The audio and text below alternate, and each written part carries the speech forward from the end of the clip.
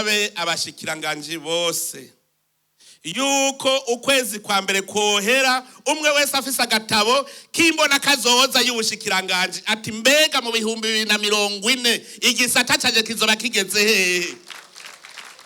Umwe wese avuge igitabo candike nawe cimbona kazoza y'ubushikiranganji ati mu 2040 nshaka yuko igisata caje abene gihugu kubona Imana aravuze iti ngira ndabereke itunga mwari mufise gihishije. Ni ikintu gikomeye cyane ku buryo uyu mwaka utangura Abarundi rutegeza gukanura dukura amaboko mu mpuzu dukore. Narabonye neza ko bishoboka amahera yose bahora baduha ngo n'imfashanyo turashobora kuyarenza ko inshuro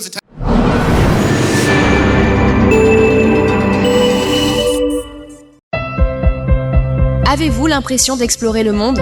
Oli Travel and Job Connect Agency facilite et sécurise votre voyage. Agence de confiance basée à Bujumbura, avec des branches à Gitega et Rumong, nous sommes spécialisés dans la vente de billets d'avion vers toutes les destinations, l'assistance complète pour l'obtention de visa de visite, et spécialement pour Dubaï, le permis de travail et le visa de travail. Votre projet commence ici. Confiez-nous vos ambitions, nous nous occupons du reste. Oli Travel and Job Connect Agency, pour un monde sans frontières. Contact pour informations ou affaires. Téléphone plus 257 67 88 0 251 plus 257 64 37 32 56 ou bien sur notre adresse e-mail olitravelAgency8@gmail.com ou nous visiter à l'adresse avenue de l'Université, Hôtel de Ville, numéro 12, Bujumbura. Nta murundi yoba gikekeranya kw'Imana tutari kumwe. Ijambo ry'Imana duhejeje kumva, insiguro tuhejeje kumva, intahe z'ibindi bihugu twumvise, gusenga kwemera Imana ukayisenga Imana iraguha. Natwe iwacu muravyibuka twese twari twahanze amaso ijuru turarira tuvuga tuti tugiye gupfa n'inzara. Umunsi tuvuze uti twese tuje ku mavi mu madini yose atanumwe avuyemwo. Indwi yose tukavuga tuti tuje ku mavi. Iyo ndwi yaheranye nuko imvura icitangura kugwa, Imana aratwiyeretse. Uyu mwaka Imana yariyeretse Uburundi bimwe mbere vy'agatangaza. Nagira nsabe tubanze tuyikomera amashi tuyishimira cyane.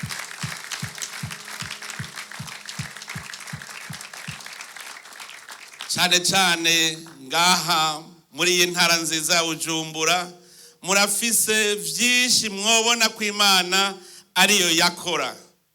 Uburundi bwarahigiwe inshuro nyinshi burahigirwa mugabo Imana irahagarara. Uno munsi duhereje umwaka turi mu mahoro dukomera amashi Imana yacu.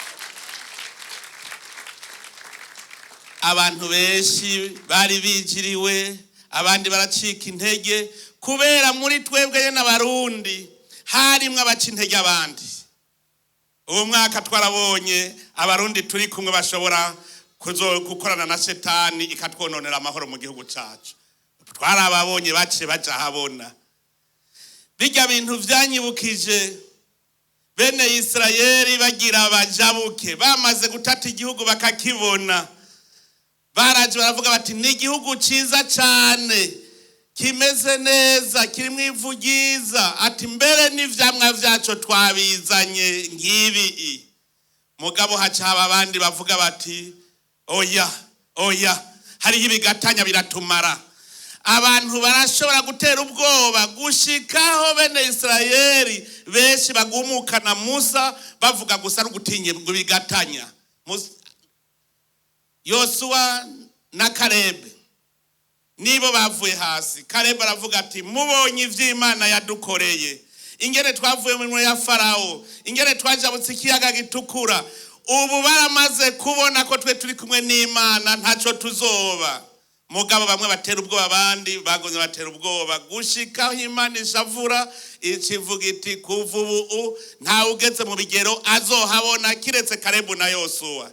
Uwo mwaka twashoboye kubona abo bantu batera ubwoba abene gihugu. Hanyuma gushika abene gihugu baratsinda ubwoba. Uno munsi turi mu mahoro kandi twese turi mu kanyamuneza dukomera amashi Imana yacu. Ico gihe narahaboneye kandi karorero.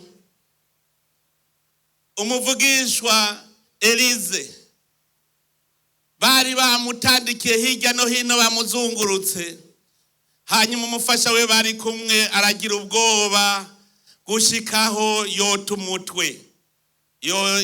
Elize aravuga ati humura kuko ingabo turi kumwe zirabasumba. Mugabo ntiyazibona. Jewe nanje narababwira ni humura, ntimuzi ingabo turi kumwe ngaha, Imana turi kumwe ntaco tuzoba, uzodutera azobibona. Arahirwa abasenga iyo dusenga gusa, kuko iyo dusenga ntirenganya. Ico gihe kubera yari yagize ubwoba niho Elize yatebera asaba ikigongo, asaba Imana ati Mukama mwugurura amaso abona ivyo mbona. Nanje hategeye nifuza nti abarundi bakwiye kubona ivyo mbona, barakwiye kubona inguvu dufise. Bica biranyibutsa kuri Gideyoni yabona ari magara make. Mugabo Imana iravuga iti wewe Gideyoni ni wewe ugiye gukura ko bene Israeli Abafilisitiya. Gideyoni ati jewe magara make ni jewe mutoyi nta nico maze. Ati wewe ubimenye ni uri umuhizi. Gideyoni imbere ico gihe hageze ku rugamba ruba, Imana iravuga iti gabanya izo ngabo ni nyinshi, gabanya jewe ndazi ko nzokwigwanira. Hanyuma aragabanya ingabo. Hageze ku rugamba ruza, Imana arayisaba ati cikisha impumyi bajya bashaka kudutera, erega barabaye impumyi. Uri kumwe n'Imana ntuneshwa. Eliya yarahagaritse izuba rirahagarara ngo ntirirenge atanesheje umwasi. Uri kumwe n'Imana ntutsindwa. Imana yarahagaze irahagarara neza, Uburundi buragira amahoro. Amakungu arumva Uburundi gushikashigikira ivyo Uburundi buvuga. Bijya bintu si Imana yabikoze. Dukomera amashi Imana yacu. Uyu mwaka muravye umwimbo wabonetse muri uwo mwaka ntawe ari bwaboneke. Waraca ku misozi ukaraba mu gatasi ibigori biriko birera, ukaraba gushina. Ubwa mbere nabonye ibigori bisa na tiribusakumu, amababi bizize birama. None kare ko bitahora bigenda uko twabona ibigori bifise amababi y'umutoto benje. Uyu mwaka Imana yatwiyeretse. Uyu mwaka je narazungurutse igihugu cyose ndaba ingene kimeze.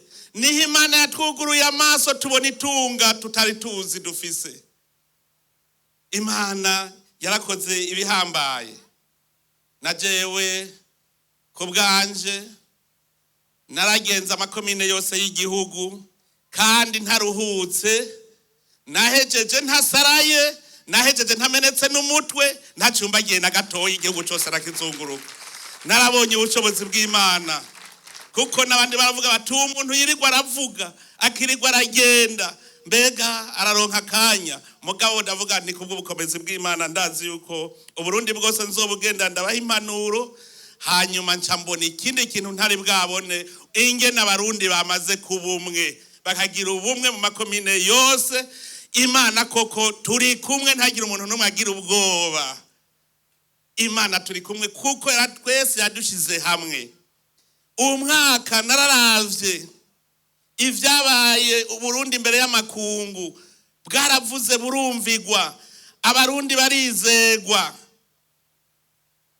Imana ikimenyetso gikomeye cyane retse Uburundi. Abo muri Eklezia Katolika nibo bivuga neza, kubona n'isengero ya Mugera ikibanza mu mana za Mugera ikibanza Barundi bishinze kikaba arico kibanza bahimbariza mu munsi mukuru wa Bikira Mariya uko umwaka utashe. Ico kibanza kigahinduka kikaba ikibanza na papa wenyene yishingira isengero yiwe Baziliki. Yararungitse intumwa. Arungitse intumwa. Hari ikindi gikomeye gitangaza cabaye, nuko na kardinale yaje, intumwa ya papa, akabonana nabo mw'idini ry'Abayisilamu. Abakirisu n'Abayisilamu babaranywanye. Uwo n'urunywano rukomeye cyane, twokomera Imana amashi. nk'ikimenyetso. Iyo abantu bagize ubumwe biba vyerekana ko Imana iri hagati yabo. Nico gituma nk'iyi ntambwe itosubira inyuma. Uwo mwaka waratweretse ubumwe hagati y'abarundi, hagati y'imigambwe. Abarundi baraja mu matora batekanye, ata muntu numwe ahiga imanga, bose baratora.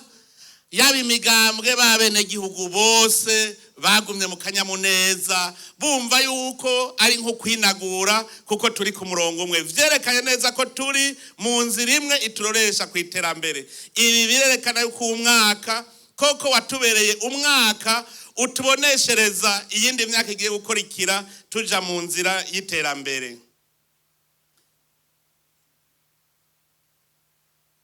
Icantangaje kurusha ibindi nuko ubwa mbere Imana aratumurikiye, turabona ishusho y'Uburundi tubona mu 2040 2060, ariko ikiratwereka yuko nibizodushikana aho hantu biriho, ahubwo twebwe tutahora tubibona. Kubona Imana aravuze iti ngira ndabereke itunga mwari mufise gihishije, ni ikintu gikomeye cyane ku buryo uyu mwaka utangura Abarundi dutegeza gukanura, dukura amaboko mu mpuzu dukore. Narabonye neza ko bishoboka, amahera yose bahora baduha ngo n'imfashanyo turashobora kuyarenza ko inshuro zitari munsi ya 2. Uwo mwaka utangura uwundi wari nk'uwo kwishusha turaba dukore, kuko Abarundi nibo nyene bazosoroma uwo murima, nibo bazowuhingura, nibo bazowushora. Nta gutega ngo umunyamahanga ngo ni wazoza gusoroma uwo murima. Abarundi tuwisoromere. Abarundi uwo mwaka barerekanye ko bafise umutima wo kwigumya. Mu vyabagoye vyose ntibigeze bamera nk'ababene Israeli, hagize akabagora bacavuga ngo twisubirire mu Misiri. Namba na gatoyi Abarundi bagumye bashize umutima hamwe, barigumya, bose baramera neza. Uyu mwaka watubereye koko urumuri ku buryo twavuga tuti twamaze kubona ko bishoboka. Uwo mwaka ndabona n'indongozi zaratangwe guhinduka. Hariho indongozi zimbwira ziti uwogiraka byo bitahora bihari. Naho tutarakira twese turabona ko hari habataguye gukira. Izi nyigisho rero z'umwaka ku buryo mbona yuko iri koraniriri itugize, ndazi yuko abahinduka bategereza guhinduka. Ntibigira bahindukira rimwe. Na bene Israeli murumva ko bari bamaze kuhabona, ariko uko begereza niko mbere mu ndongozi habamwo abashaka gusubiza inyuma urugendo. Muribuka ibyabaye kuri bakora na Abiramu. Muravyibuka ingene batavyavuga ngo urugendo rabaruhishije, ngo Musa ngo igihugu c'abatanubuki yabemereye ngo sico ntibarashika ngo twisubirire mu Misiri. Hariho rero nabo usanga ari ndongozi bameze nk'abakora, bameze nka Abiramu. Abo barabaho kandi nkuko twavyize mu gitondo, abo bamaho kugira ngo wamuhitamwo ikibi n'iciza. Imana araduhitishije bivuga iti ni mutora iciza, mutora ubuzima, mutora amahigwe aho gutora urupfu n'amagorwa. Ivyo rero bidukwega kugira ngo ducike inkokora biriho, ariko Abarundi benshi cyane twaramaze kubona ko bamaze gufata inzira irora kwiterambere. Nico gituma shimira abakozi b'Imana baguma bakora batiziganya. Naho muri mu mashengero yanyu mugume mwigisha, kuko narabonye ko bataye kwigisha. Nico gituma tubona abahora bitwa abanyarucari bafise akanyamuneza. Abahora bitwa abanyarucari muri uwo mwaka nabonye neza aho naciye hose ko bafise akanyamuneza. Turafise uruvyaro rushasha kugwaruka, turarufise, tubona yuko rwahindutse. Rwarahindutse, ubugwaruka rwumva ibikorwa ntigwumva akazi. Iryo ni ihinduka ubonye mu gwaruka gwize, ugwaruka rw'incabwenge ruriko rakanura rwakura amaboko mu mpuzu akavuga ati ndakora ubu, akiyemera. Kare barica n'umwana. Murabonye no muririmbira Mana ngaha hejeje kuvuga ati naje meze neza. Ivyo siko vyamye muri iki gihugu cacu, byerekana ko mu muzirikanyi wacu turiko turahinduka, tubandaniriza aho nyene, duhindure na bagenzi bacu ku buryo tuzotangura uwo mwaka twese twamaze kubona neza, amaso yugurutse, tubona imbere. Ndashimiye umukozi w'Imana, intumwa y'Imana, ibi bintu batubwira muze murabifata nka nkama, kuko n'abayizaya niko basemerera, ba Eliya niko basemerera. Natwebwe tuze turumviriza ivyo batubwira. Hariho akantu ankebuye kandi ncenda kavugira ngaha, nsabe abashikiranganji bose yuko ukwezi kwa mbere kohera umwe wese afise agatabo kimbona kazoza y'ubushikiranganji, ati mbega mu 2040 igisata caje kizoba kigeze hehe. Umwe wese avuge igitaba candike nawe cimbona kazoza y'ubushikiranganji, ati mu 2040 nshaka yuko igisata caje abene gihugu bazoba kibaramiye gutya, agatabo gasomeka tukakabona, kugira ngo neje atari wahari uwundi abandaniririzeko. Hariho ivyo baduhanuye bati kirazira gutunganya imigambi ku kiringo, tunganiriza abarundi babone igihugu kiriko kiraja. Hamwe umushikiranganje tumubajije tuti wewe uri kujana abarundi hehe muri iki gisata cawe, agashobora kuherekana. Kuko ntibigoye igihugu cifashe, nkengurukire cyane umugambwe uri ku butegetsi, kuko umugambwe uri ku butegetsi uri mwisekeza uja mu miryango werekana ingene 2040 umuryango wifashe ingene uzoba umeze, kuko igihugu cifashe uraba bene igihugu ingene bifashe. Nturaba ngo urumva ngo barasayangana. Hariho ibihugu nabonye bifise amagorofa maremare mu bisagara, mugabo waje inyuma y'igisagara ugasanga hari aboro. Ico ntikiba cifashe. Igihugu cifashe uraba ingene mu miryango bifashe. Mu mugambwe uri ku butegetsi rero ndabakengurukiye ko bihaye ico gikorwa cyo kuzunguruka mu miryango bataravye ngo uwo mu mugambwe we canke hehe, bose babigisha bati dushaka ko umuryango wifashe umeze uku, bakamwereka ico yokora. Erega hariho vyinshi bimenyetso turiko turabona. Iyo tuvuze ngo umupfuko wose uronke amahera, nukugira ngo ayo mahera agufashe kugira huba heza, agufashe yuko abana bawe biga neza, ayo mahera agufashe yuko ugwaye wivuza, yuko ukeneye gufata urugendo uja kuramutsa inshuti uronke ingene wiyunguruza. Ivyo nivyo vyerekana umuntu yifashe. Namwe murabibona yo bavuze batujya arifashe ingene bameze. Igihugu ico kijejwe naco nukuza nivyorohereza abene gihugu gukora. Umugabo yitwa leta ntabaho. Hariho abanka gukora bazi ngo hariho umugabo yitwa leta azoza kubaha ibintu. Uwo mugabo yitwa leta ni wewe ni jewe, twese hamwe duteranye uku nitwe tugize uwo mugabo yitwa leta. Nico gituma tuvuga tuti dusonera itunga rusangi. Ndiko ndakenguruka ingene ababijeje gutunganya itunga rusangi ariko barabikora ku buryo dukorera ku mugaragaro. Hakijya gihe dushora ubutare ku mugaragaro ni ibintu vyiza, kuko ruzoratwerekana hinjiye ngahe azokora iki. Hageze guca amabarabara duca amabarabara, hageze kugira imiyaga nkuba kugira bene gihugu bashobore kwiyungunganya tugira imiyaga, ingomero z'imiyaga nkuba. Hageze kubaka amashure meza twubaka amashuri meza, ibitaro vyiza, kuko ivyo nivyo bisabwa yuko abarundi twese tubikoranirako, kuko ni vyacu twese. Tuvuze ibarabara rigenderamwo bose.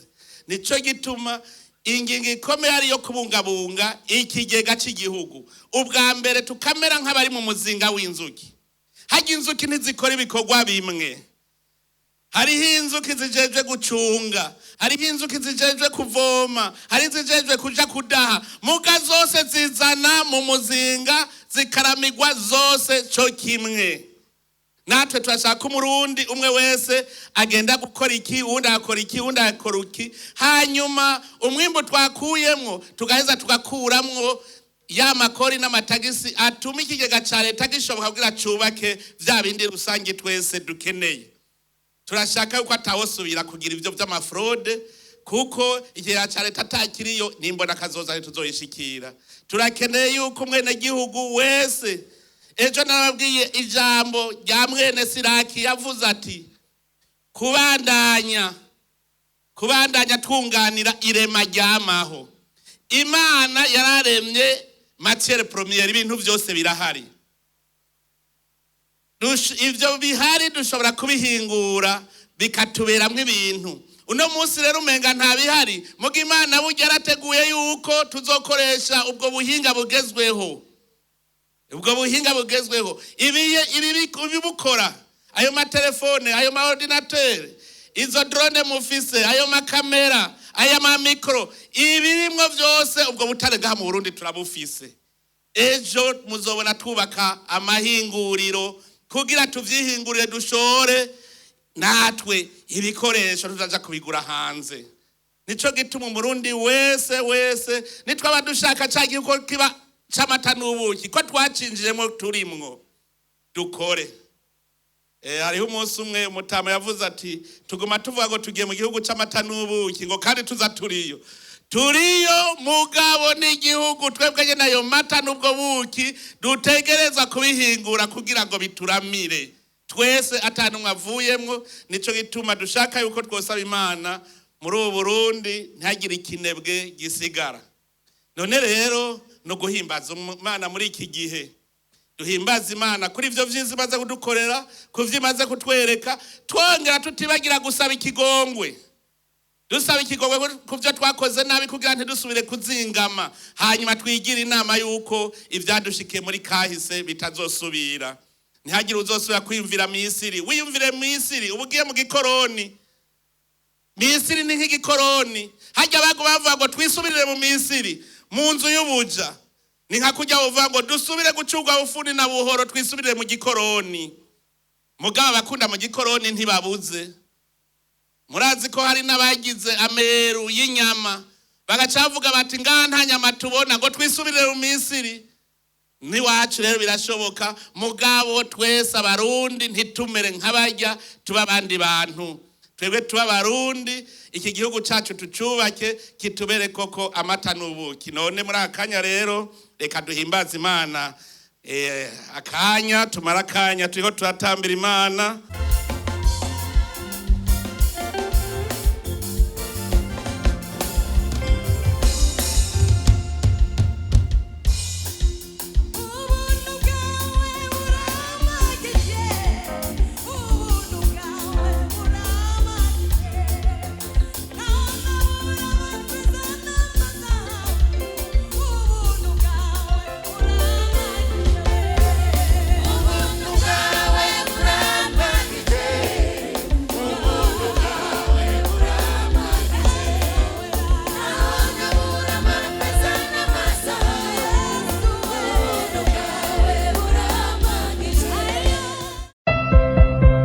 Avez-vous l'impression d'explorer le monde?